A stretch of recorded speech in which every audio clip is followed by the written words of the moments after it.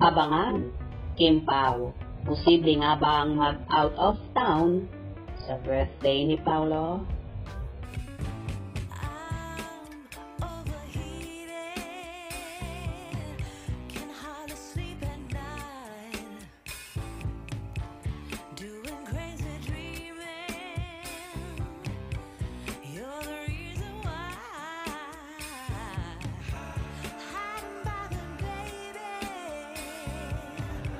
Hindi na itago sa Kim Pao supporters ang reaksyon ni Kim Chiu sa naging pahayag ni Paolo Abilino sa isang panayam kamakailan.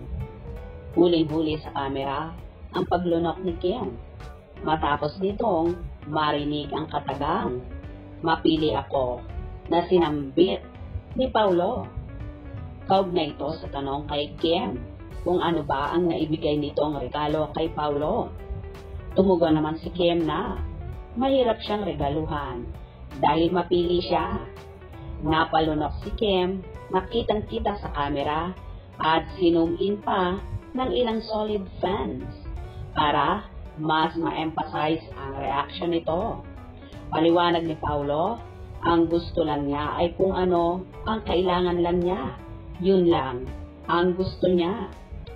Say pa nito, ayoko ng luho. Hirap kasi nito bigyan ng regalo eh. Ayaw nire-regaluhan ako kasi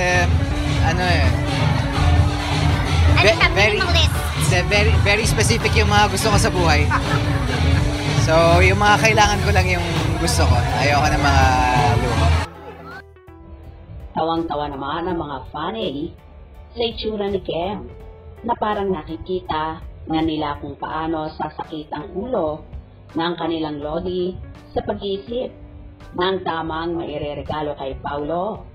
Komento naman ng ilan, di na raw kailangan ni Paulo ang kung ano-ano. Si Kim lang, sapat na. Pero kung mahirap namang regaluhan si Paulo, tila alam naman ng aktor ang kiliti ni Kim. Nagpasampol na kasi si Paulo ng mamahaling bisikleta na binigay nito kay Kim. Samantala, abangers na ang Kim Pao sa magiging ganap sa kaarawan ni Paolo Abilino ngayong May 13. Hindi rin mahilig si Paolo sa party, lalo't hindi na ito umiinom ng alak. Tilulo ng mga fans.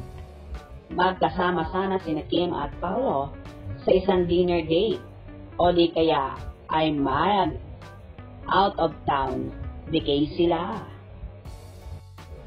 Well, malay nga natin, yun ang gawin ng Kim Pao na mag-out of town na lang sila or mag-dinner date para naman maging memorable ang kaarawan ng actor. Hope you enjoyed. Please subscribe for more info.